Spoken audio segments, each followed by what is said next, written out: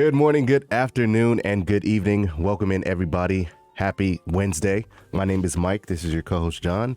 And you landed on the Crypto Logic podcast, man. So hopefully you found some value. Really do hope that you do. So if you haven't subscribed to the channel yet, you should probably do so. Like the video if you find something helpful. All right, man. Yeah. Today, super red. A lot of stuff going on. A lot of stuff going on, man. Freaking flash sale again. I love when these flash sales come. Yeah, I mean, me personally, I think it's like a shakeout, right? I think it's the last shakeout before everything kind of goes parabolic. That's just my opinion. Doesn't have to be true. Doesn't have to be fact. That's just what I think. We got some news we got to talk about today. We got to give some updates on some cryptocurrencies because there's a lot of FUD going on. A lot of opportunities to buy the dip if you want to, and we can kind of go from there. I guess we can just dive into the overall market cap right now, sitting at 2.48 trillion, down basically 5% on the day. For those of you who are listening, Bitcoin did dip under 60,000. It's gonna come right back. It's gonna bounce back. I think so. I think it hit 58 if I'm not mistaken. I charted it. A lot of people are charted it and basically said that if it falls from support at 60, it would probably go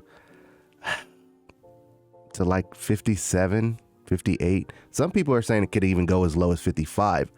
I don't know if it'll ever go that low, but I mean, potentially it could. You never know. And I feel like the thing that set it off was that freaking FUD that came with, the Binance US thing and the Kraken and the price manipulation type, which, I mean, some people are saying it's manipulation, but I don't know, man. I don't think it's that much. I think people are just taking profits. It's normal. That was all-time highs. You're gonna take profits at all-time highs. That's true. Dumb not to. That's true. It's just gonna take more of the corporate money and the retail money to combine to increase this price to keep it going up. I mean, once ETFs continue to keep going, more corporate money's involved. More big news for it. It's gonna go where it needs to go. Countries adopted as legal tender. It's gonna go where it needs to go. Bitcoin is still chilling at borderline $60,000, still higher than where it was before. Right. Elon Musk sends out one tweet saying, "Hey, we're accepting Bitcoin again." Yeah, Bitcoin goes freaking parabolic. Yeah, I agree. I mean, I think, like I said before, I think it's the last shakeout, man. I think it's the calm before the storm. I wouldn't even call this a shakeout. For what? You talking about the whole market? Well, no, the market is down today, so you know what I mean. There's a lot. Yeah, if you notice, that's how it always happens. It's always a parabolic run for like a week or two, and then it dips really hard for like a week or two, and then it comes right back up again. Yeah. I've like figured that out since like I think since like mid-June. I noticed the trend. I'm like, okay, things pump a little bit, whether it's 10%, 30%, 50% on some tokens, and then you see random tokens blow up. And you see potential random meme coins blow up. You see DeFi protocols blow up. You see random things blow up. Yeah. And then you start seeing it dip and tail off. Everyone freaks out a little bit. But days like this, I'm like accumulating, right? I just bought some VXV today. Let's go. We're going to talk about that later. But then you see everything red and everything's on a flash sale. We made a video like a month ago, flash sale. Yeah. And then like 2 weeks later, everything's back up again. Yeah, like nothing exactly. happened. It was like, it wasn't that bad. See, and then that's why it's. I mean, a lot of people still freak out with it. I don't know why, but they do. It's fun if you really know. Yeah. If you really know crypto. That's why doing your own research is very, very important, because then you don't have to worry. Cardano actually, wow, Cardano dipped under $2. Okay. Yeah. Okay, Cardano. I wasn't expecting that. Wow, that's crazy. XRP looks like it might dip under $1. I don't know if it will, but potentially it could. It might hit 99 cents, I think, maybe 98 cents. Yeah, I don't know. We'll see. Polkadot is down a little bit as well. Dogecoin, before Dogecoin was number 10. Oh yeah. Dang, Sheeb is pumping again. Sheeb is pumping again, dude. Holy cow! All you Sheeb lovers, keep holding, guys. Keep holding. Hold to a cent. Keep going. Keep going.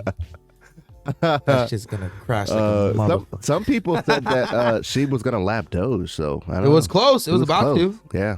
I mean, I think USDC and Doge have been kind of flip-flopping and flip-flopping. So, I mean, if Doge ends up in the 10th spot and Sheeb continues to, I guess, pump. Sheeb needs to go to like 7. It will lap Doge. And then Sheeb's going to have a nice pump, and then it's going to tail off really hard. I mean, it's And- had a parabolic pump like Yeah. almost this whole Dude, it's not half of the sustainable. month. It's not sustainable. I don't think so either, but hey, you know, it is what it is. And it's gonna cause a lot of panic sellers. SHIB is one of those cryptos. There's no utility. There's nothing to invest in other than its hype. So when it goes down, the amount to take it back up is all hype again. Like people that are gonna make their money are gonna bounce. A lot of people are actually. There's a lot of people that are in this thing to hold, have this fantasy that's gonna hit a cent, and then there's people that are buying in right now just to make a parlay play, just to flip it, and then as soon as it profits and they time it, they get out, and then they don't care. Like, oh, I'm out. Yeah, I mean, I seen a It's- TikTok guy. He bought SHIB way back, and you know he was up $170,000. He was like, bro, I'm pulling it. You know what I mean? He could do more than that with that than waiting for a cent. I mean, that's what he said. I don't know. He's gonna think about it. As soon as she dips and reverts backwards, how is it gonna go back up again? You're gonna redo all that hype again? That's not how it works when it comes to just hype coins like that. Look at Doge. Doge had like Doge was the freaking first one. Elon can't even pump it anymore. And it's kind of just been sitting there, man. I mean, and it's useless. I think Doge will go up, but I mean, Dude, I just feel like it's so hard. It's all hype. yeah, There's no scary utility. thing. There's no oh, this thing's gonna do this. This thing's partnering with this to do this, and there's none of that. It's just I guess it's the belief.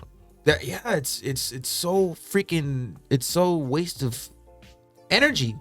Yeah. LCX did the same amount of profit damage that SHIB did, but the thing is, LCX has way more room to grow. Yeah.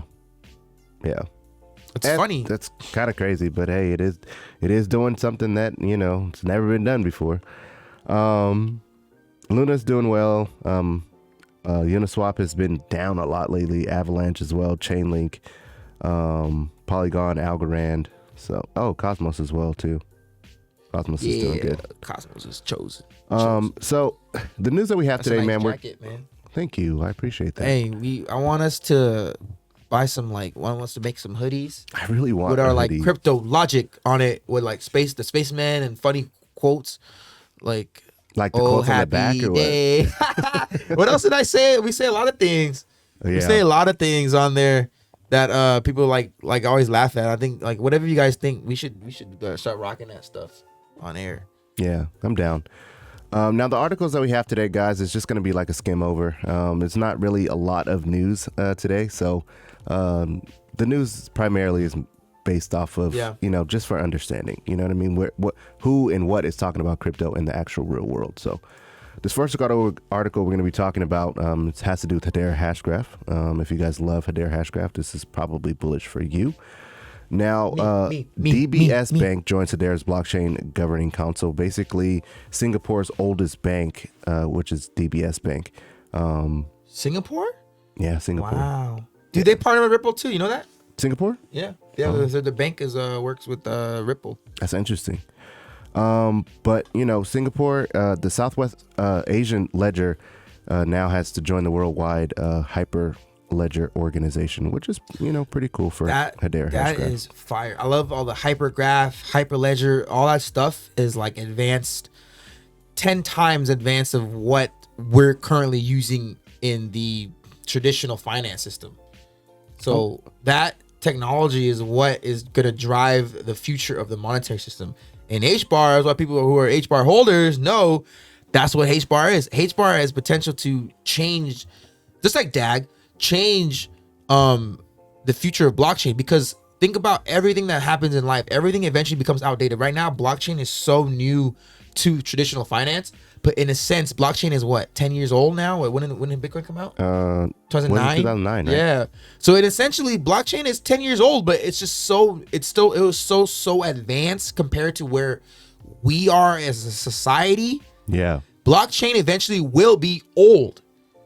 You know what I mean? You're gonna have to innovate. Yeah, and then people already been talking about that futuristically, but this is like maybe another 10 years. I don't know, but think about, you know, like how cars are, electric car. We should have had electric cars. Yeah. I think. Yeah, exactly. But it barely now it's starting to become okay. We need to start focusing on making all cars electric. Dude, did you see that freaking? It's not a car, but Flying car? It's like a Yeah, helicopter. China or something. Yeah, and I saw a it's a piece of one it. person, and you Yeah, dude, it's less than $157,000. I want that thing, Yeah. man. Frick, it looks freaking cool, dude. It's a flying car. Holy cow. But yeah, I want that. But sorry, side tangent. no, I saw that thing too. But that's what I'm saying. Like, thought it was dope. HBAR is like that's what the people are saying. HBAR is like the Terminator type thing. It's like the future of what Ethereum could be. Like the future, the efficiency, the speed, the scalability. You know what I'm saying? Being able to do everything literally on it with no problems. DeFi, NFTs, anything, oracles, anything that's gonna be new that hasn't been thought of yet. That's gonna be built on the blockchain. HBAR and DAG and those type of technologies are gonna allow that. And then there are already these banks. I like how it says the oldest bank is working with a company that's still establishing itself. Yeah. HBAR is still establishing itself. It didn't go with Ripple. I mean, they already work with Ripple, but they didn't go. They could have went with Quant. Quant is like that too. Quant works with I believe HBAR as well. Fact check me though. Maybe. But Quant has really good. Their ledger protocol is really good too. But that's what I'm saying before I go on and even continuously rant. But it's really funny to me seeing that old bank working with a new technology. I mean, like this.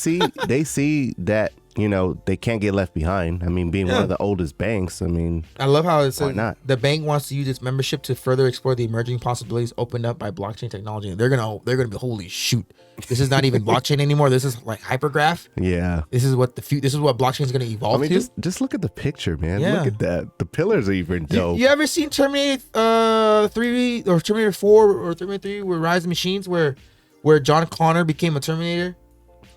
And you know, Arnold Schwarzenegger was in it. I remember, man, but I'm gonna be honest with you. I haven't watched Terminator in so long. Well, basically, I'm gonna make it quick. The Terminator's like he's a newer version of me. He's stronger, faster. You know, it's like it was like a more advanced version of him because his versions are old and slow, but it's still advanced to us. You know what I'm saying? Right. But then there was an advanced version of him. That's Damn. basically what I'm trying to say. That's basically what Hedera Hashgraph Yeah. is. Yeah, I got it. Now, a lot on the channel, man, we talk about the Latin countries, especially El Salvador, you know, with adopting Bitcoin and things of that nature. But the Uphold executive said that Latin America stands to benefit most from crypto because I feel like they have been suppressed a lot as far as their dollar goes because it wasn't really. What was the peso to a dollar back then? It was nothing, right? It's poop. So, you know, Latin America, I mean, especially with El Salvador adopting Bitcoin, I feel like they're on the right path. And now Venezuela and Colombia are, you know, the two most prominent crypto adopters of the in the region besides El Salvador. Oh, nice.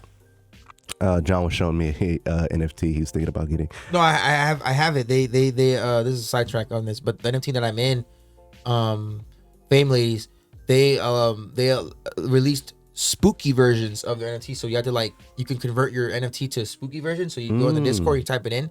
It converted my NFT to a spooky version. It's pretty cool. But yeah, go ahead. Sorry. No worries. So basically, El Salvador started off the wave, and the other. Cool. The other Latin American countries are now, starting to adopt it, and they've been flourishing so far. So said that the Uphold CEO said this. Yeah, Uphold CEO. What is his name? Theriot. JP Theriot said that the nature of life in Latin America begs for use cases based on Bitcoin. We said this like a month ago. We said that all these underprivileged, underdeveloped countries are the ones that are gonna do the best from crypto because we said it before. A lot of these countries think about the internet. They didn't go through. So look at this. We went through giant computer rooms. If you look up like in the 1980s, the computer used to be a whole room. All the servers, it was one big room. That was the computer. And then it got smaller and smaller and smaller, right? And then now you got like little you got iPads, you got all that stuff. But before the iPad, you needed a Mac desktop. Before the Mac desktop, you needed a big computer. You needed like all this huge stuff. Yeah. And then even your iPod. You don't even need an iPod anymore. It's useless because you have your phone. Now they combine it with your phone. Remember before the phone didn't have music on it. You couldn't even, there was no screen. It was a flip. You flipped it open. You talk. These countries went from no phone to digital cell phone Yeah. Like that, like immediately. They didn't. We had the luxury of getting analog phones, the turntile, cordless, caller ID, touch screen. These countries went from no phone straight up to iPhone, like that. Banking, they went from no banking, cash, coins. They paid with coins and stuff, little coins and little cheap dollars, straight to QR codes now. That's where they're gonna go. Yeah. They're going. They don't know what it's like to go to an ATM. They don't know what it's like to go into a bank, talk to a teller. Hey, I need to deposit my check. Hey, I need to. They don't know what that's like. They're gonna go straight from little pesos and little coins straight to a QR code. I mean, that's why I think those people. They're gonna develop faster than us. In that regard, they kind of were a little afraid of the wallet and all of that because they're like, I don't know what the heck. What is this? They didn't want to use it, but now. We did an article. I think, what is it? 60% of all of them use it now. Think about going into the menu in your restaurant now. You just scan a QR code. We had to deal with menus, or sometimes you have to wait for them to come give you the menu. Yeah. And then they started just leaving it on the table, and then now just straight up scan a QR code. Yep. And eventually, predicted this. Eventually, you're gonna be able to order directly from the QR code app. Place the order. And I went to a sushi restaurant. That's how you do it. We didn't even the waitress seated us. We sat down, and then there was a machine. You scan the QR code, and you just type what you want, and the machine brings the food out on a little belt from the kitchen. From the kitchen. And so I want this sushi roll. I want this sushi roll. I want this one. And it brings it to your table.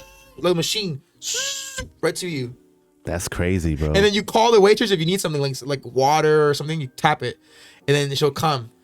She's like, "What do you?" And you can put, I need water in the machine, and she'll know that you need water. It's so like you don't even need to talk to them. It's kind of messed up, but at some point that person's gonna be a robot. But damn, that's crazy. How it's crazy. I'm telling you, they brought the food out on a belt, like whatever that thing is called. It's a belt. Yeah, it's a belt. And I was like, wow, I was amazed. It's like this is the cross street from your house. It's like there. I'm telling you, I gotta try that. We'll go today if you want. I gotta try that place. That thing will.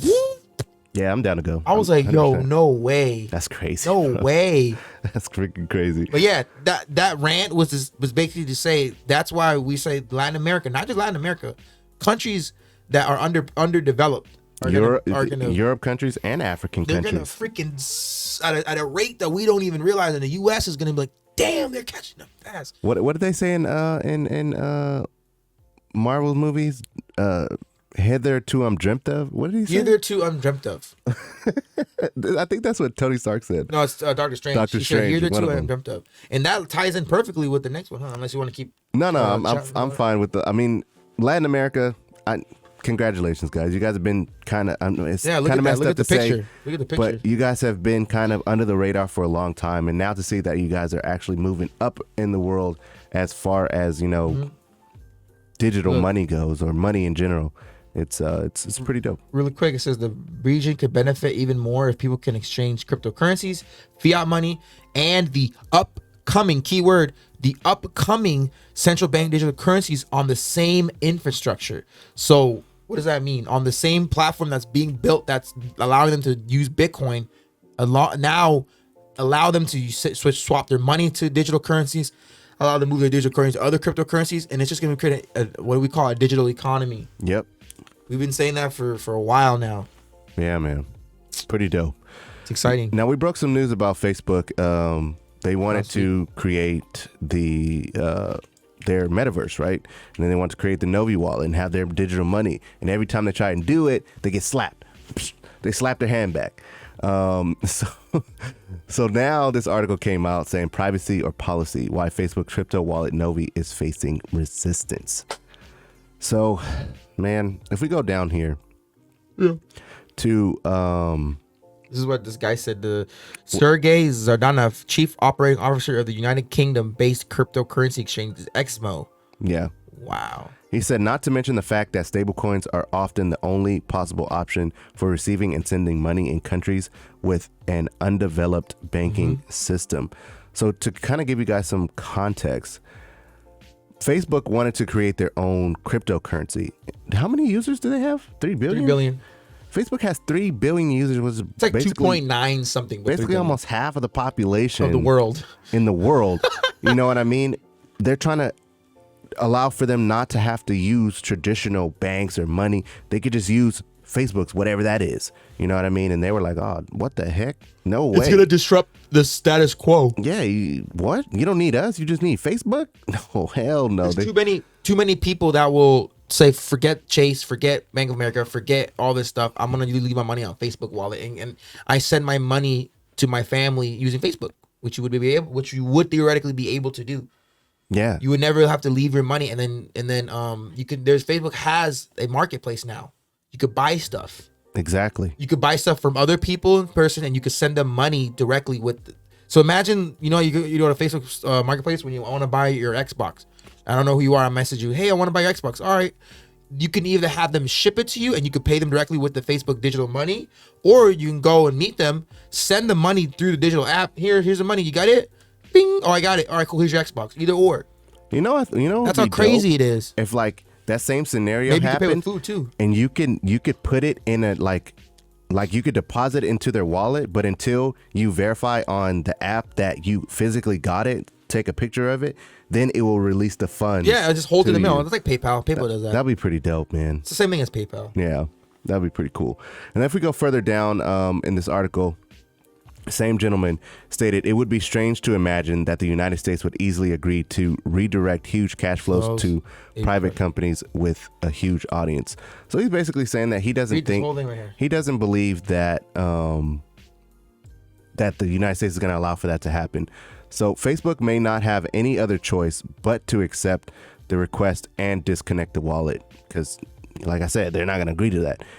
He said that the global regulators cracked down on Libra because they saw it as a threat to their monetary sovereignty. Which their leaders, their reign, yeah, right? Their hold over it. Libra was what Facebook was before until they rebranded. They had to rebrand and say, well, technically it's not owned by Facebook. We created another company that owns it. It's exactly funny, but it's pretty interesting. They kind of Facebook has this whole idea of allowing this money to be used for the metaverse too. Yeah, right. The metaverse is gonna be very huge. That's why you could pay stuff, and it's gonna happen, dude. It's gonna happen. My older nephew has an Oculus, so we can go to the movie theater in our Oculus. He's like, "You want to go to the movie theater?" I'm like, "Yeah." So we put the Oculus on. You used it before too when you were at his house. We went to the movie theater. I don't think you used the movie theater part. No, we went to the movie theater in the Oculus. We sat down. He said, "What movie you want to watch?" He was like, "Oh, let's watch Ant-Man." We watched Ant-Man in the movie theater. It's the same thing as watching it like in your house, but you're like in the movie theater. And you're like watching Ant-Man. Crazy. And you're looking around. I'm like, holy crap. And then he's like, yeah, if other people at Oculus, they would be there with you. Your people, your creature, or whatever character you want will be there right next to you. Or you can move seats. You could go in space. You could watch it in the mansion. You could watch it on the island. Like I was drifting in space watching it. That's kind of crazy. It was a big screen in the middle of space. And then it's like, yeah, if you don't want to just watch on your couch, like you could feel like you're watching it somewhere through, and it's like you're immersed in the movie. Yeah, and it's freaking crazy. And I'm like thinking, like, imagine being able to have this Facebook digital money, and you watch a movie that's in theaters right now. You would pay with your digital money to go watch the movie that's paying in theaters. Exactly. In the metaverse. Damn. You know, it's crazy. It's kind of like you can't even imagine how it would be, but. We keep going back to it. Ready Player One. Just watch Ready Player One, and you will understand what the metaverse will potentially be. Have you guys seen the how they did it for the Oculus for NBA games? You pay for a ticket, and then it's like you're literally sitting courtside live. It's like you're there. I never experienced it. They set cameras there. I've seen a YouTube video of it. It's on YouTube. They set cameras there to make it look like you're actually there and you're watching the game live, and it feels like you're there with the headset on. It's crazy. This article states that as The Verge reported, the move is meant to signal the company's focus on being known for something other than social media. Mark Zuckerberg wants to kind of be known for a lot more than just, hey, we're a social media platform. Mark Zuckerberg said that the metaverse will be a big focus for Facebook, as he believes it's going to be a big part of the next chapter for the way that the internet evolves after the mobile internet. So there's going to be a lot of stuff going on. Oh, that's how it looks? Yeah. Damn. So, sorry guys, we're looking at the YouTube video. We get as long as commercial. Look at his see his character. I don't know if people seen this. And they can talk to each other? Yeah. It's like a phone call. Like you could do that now? Yeah, it's like expensive though. That's crazy, bro. Hold on. Let me see if They tested it for a while. Hold on. Let me see if we can show you guys this because this is pretty interesting. It's probably going to be an ad, so hold on. Let me mute it. There we go. We're going to mute that. And then we're going to show you guys. Yeah, we don't play the audio. What we're saying. Yeah, I muted it. So as you That's guys what it looks like. see on the screen, this is what it looks like. Hold on. Let me go kind of full screen. That's Jonah Hill, by the way. And Adam Levine. And That's Facebook. That's Facebook. That's Oculus. Like talking to each other. That's interesting. Look. It's like you're on the phone because the Oculus has a speaker and stuff, so you can like call or something. I don't know where your cell phone, but look, that's his character. Freaking crazy, dude! Holy cow!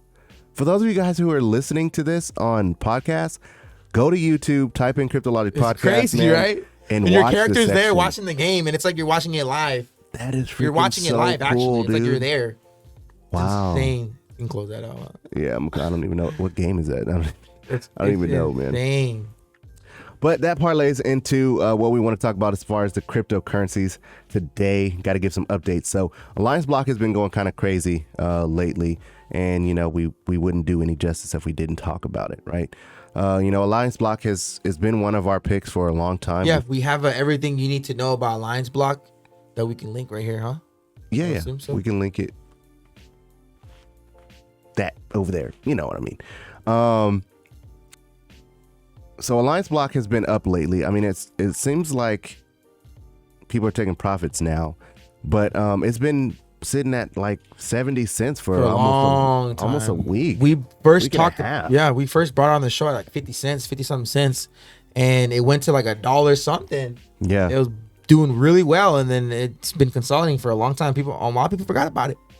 A lot of regular, not regular people, but people that don't really love it or really are into it forgot about it. Yeah. So the London Stock Exchange, if you guys know what Alliance Block actually does, the London Stock Exchange Group updated their partner page, basically saying that, hey, we're partnering with Alliance Block. And if you know that Alliance Block basically bridges real world finance to decentralized finance or, crypto finance.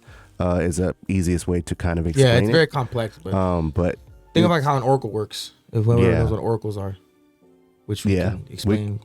Oracles are basically just bringing the real world into crypto again. It's technically the same thing, you know what I mean? So they updated their partnership page. So a lot of people were like, "Oh my god, that's so it's dope!" Official, yeah. And there was this tweet right here that said, "Indeed, we will go into more detail as there are big synergies, and we want to show also the role of Quant Network in the next DeFi revolution." So Alliance Blocks is doing some big things, especially in the DeFi space. Yeah, click on that one as well. This one. Yeah, it says. He says there's like wrap tokens, etc. It's done automatically via smart contracts, everything coded with Diamond Standard. More details on the tweet. We see this as a complementary to Quant, and we will soon be able to, after mainnet, to integrate over Ledger as we here to seek a lot of energies and unlocking a lot of features. We're very excited. So they're going to be utilized. Quant, if you look at Quant's website, look at all their partnerships. They've ever since when we first showed them, they only had like 5. They have like 20, 30 partnerships now. Yeah. They have so many partners. That's the thing about Alliance Block is allowing centralized exchanges and centralized finance in the real world, your traditional finance, allowing them to get into the crypto space. And the fact that Alliance Block is partnered with so many different cryptos, anything that they want to do, they can do because of the partnership that they have. Yeah, exactly. That's why Alliance Block is so good, because it's like, I think that's why their name is Alliance Blockchain.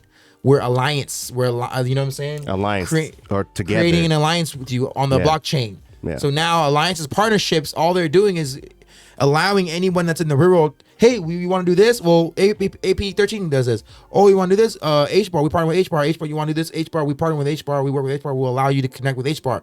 Like, it allows the traditional finance to be able to do whatever they need to do because of their partnerships. That's how crazy Alliance Block is, and it's freaking undervalued right now. Yeah, Alliance Block is having undervalued. A conference. Didn't we argue last time saying that it was gonna be $50 and you said $5 or something? Yeah, I said $30. You said $30. I said 5. Well, that was just for this bull run. Alliance Block tweeted out, they said we look forward to this week's conference taking place in Crypto Valley. And then if you guys don't know what Crypto Valley is or the conference, Oh, this is yeah. the Crypto Valley Conference. It's the world's only IEE accredited conference on blockchain technology in the heart of Crypto Valley, where basically just a bunch of crypto companies come together and talk and bring crypto to the masses. It's in Switzerland. To have an understanding of where crypto can go. Switzerland. So yeah, Alliance Block's doing some big things, man. We'll keep you updated on what happens or what they say in this conference when that all stuff becomes public. Now on to I think what a lot of you guys are here for, and that's Vectorspace. Now, as you guys can see on the screen, Vectorspace is sitting at $7.71. It's such a beautiful buy. Now, I bought some, guys. When we talked about Vectorspace before, when it was down, it was at $8. Now that it's at $7, people are really, really, really freaking out. I don't know why. I don't know why they haven't learned. We talked about it with Dante.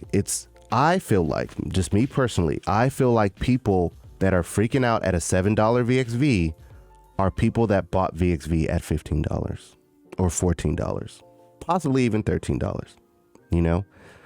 That's who I personally believe are freaking out because they FOMO'd in, they listened to someone and took their not financial advice for advice, and they FOMO'd in because their fear of missing out, and now they don't understand what Vectorspace truly is and what it can be.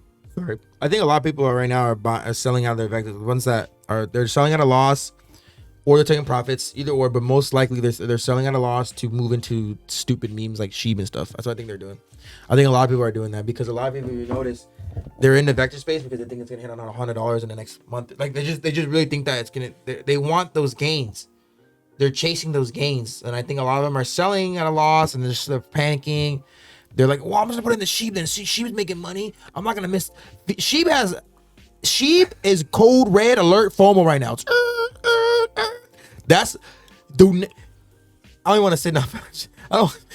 This is the worst time to buy Sheeb, but then for some people it could be really good. That's why I'm saying it can go both ways. But I'm not touching Sheeb at this particular point in time. How high? You know what I'm saying? The thing that I don't understand, it's gonna keep going, but it's so risky right now. It's so risky right now because it's cold red FOMO right now. If they're selling at a loss because they bought the top of VXV, why would they FOMO into Sheeb and buy the top again? But that's literally that. It's a freaking psychological thing, bro. I know what that feels like. God. I had that initially. I had that in stocks last year. It kind of gives me a headache, man. I literally bought AMC stock back when it was $2, and I remember it going back under 2, and I was freaking out because I didn't understand it. Oh man!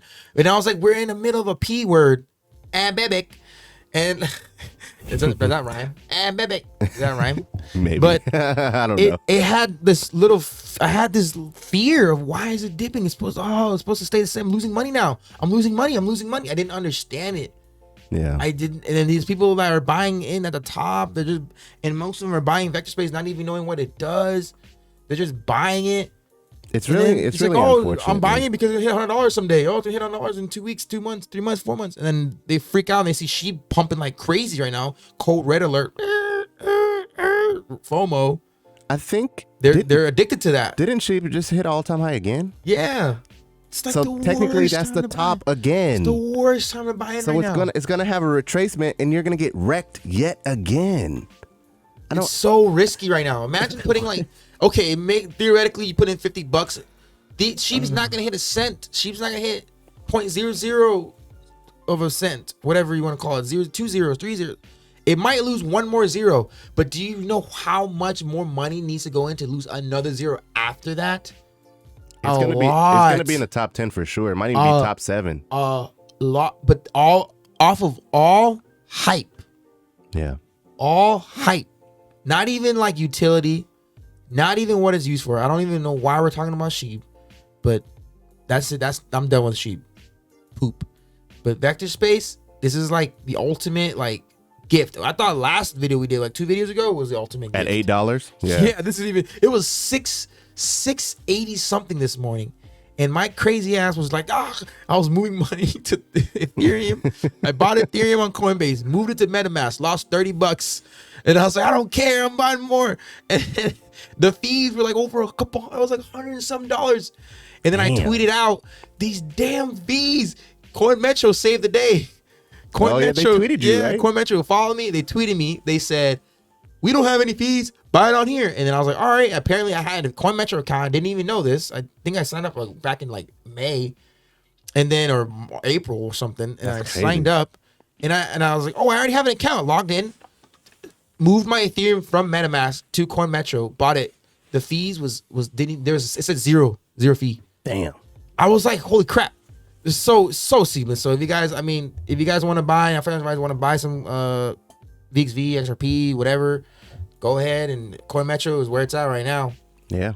Until it goes on KuCoin too. But hey, I'm not trying to disrespect CoinMetro. That's kind of messed up. Damn. No, sorry. Sorry. Shout out to Junior's Crypto, man. He said if you're riding solo with VXV losses, if you think you're riding solo with VXV losses, you're not. I know this doesn't help you, but I'm down 8,000 with VXV. I don't enjoy it, but I know where it's headed.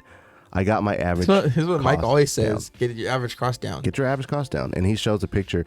I mean, of course, he blurs it out. As he bought pretty high though. Sheesh. But sheesh. Yeah, he bought I think at $11.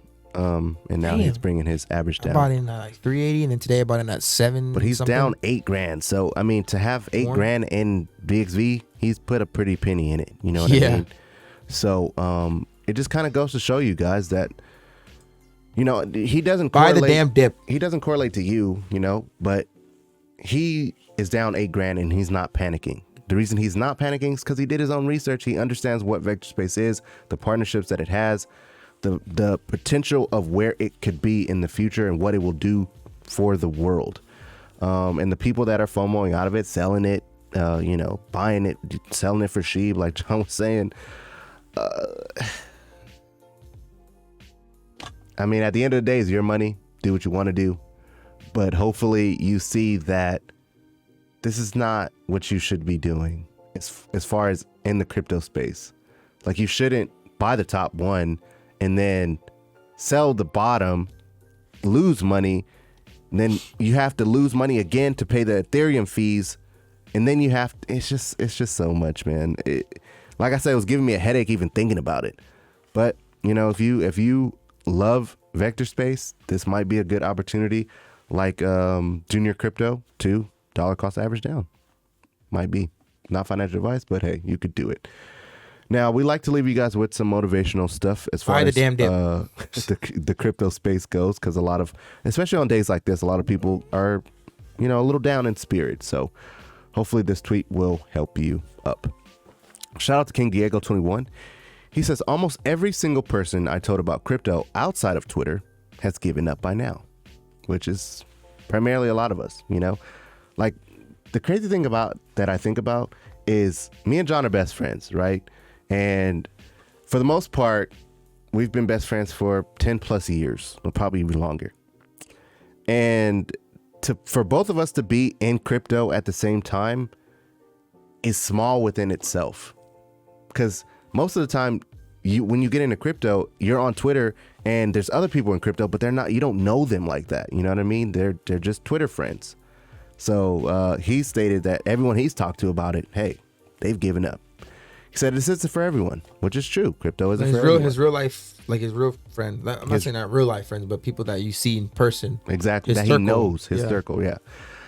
If you're here and you're one that checks the charts every day, multiple times a day, and comes to Twitter daily to see if there's any crypto news, you are going to make it. Keep going. So if that sounds like you check Twitter, you check the charts, you want to know where your crypto is headed right now, what the market is doing, you tune into our channel because we give you guys that information literally every single day.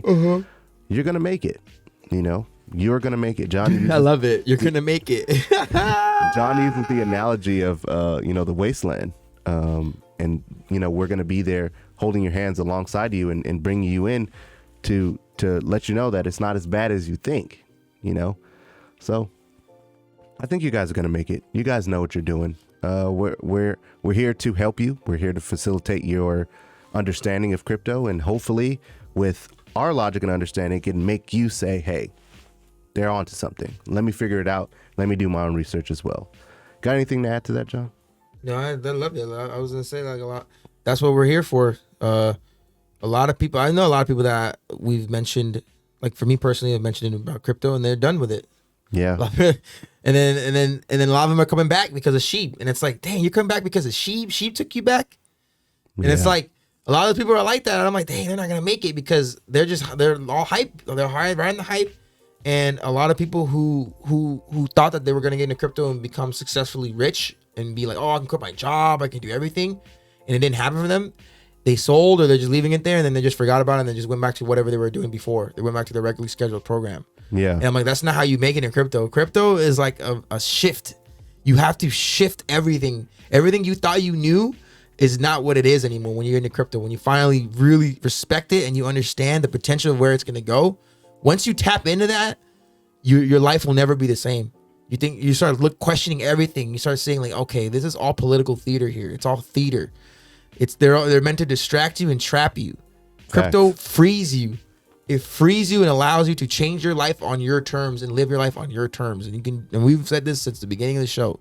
You can be a content creator. You can be an educator. You can just make money day trading. You can make money on DeFi. You can make money passively. You can make money just tweeting stuff. You can make a Twitter account, tweet your knowledge of crypto that you've learned, and people will follow you because you explain it to them in a way that someone else that they've been following couldn't explain it to them.